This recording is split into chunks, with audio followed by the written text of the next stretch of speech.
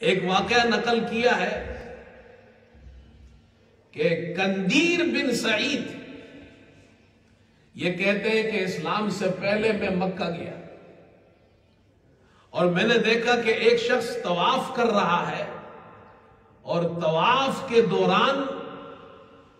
وہ یہ شعر کہہ رہا ہے، اور وہ شعر یہ تھا،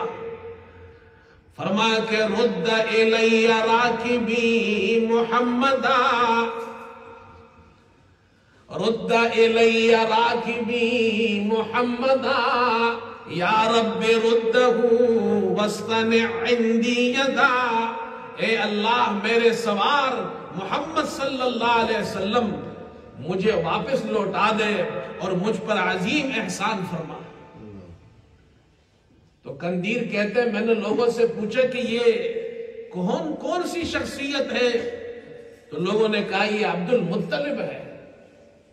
انہوں نے اپنے پوتے محمد صلی اللہ علیہ وسلم کو اونٹ کی تلاش کے لیے بھیجا ہے، ان کا ایک اونٹ گم ہو گیا تھا، اور یہ یقین کرتے ہیں کہ جب بھی ان کا کوئی کام ہو تو یہ اپنے پوتے کو بھیجتے ہیں اور وہ کام ہو جاتا ہے، اسی لیے اونٹ کی تلاش میں بھیجا ہے، اور پوتے کو دیر ہو گئی ہے، یہ پریشان ہے، اس لیے یہ شعر پڑھ رہے ہیں۔ تھوڑی دیر ہوئی، میں نے دیکھا کہ محمد صلی اللہ علیہ وسلم تشریف لائے اونٹ لے کر، اور دادا جان نے آپ کو اپنے گلے سے لگایا اور کہا کہ بیٹا میں تمہارے لیے بڑا پریشان تھا، میں کبھی بھی تمہیں اپنے آپ سے جدا نہیں کروں۔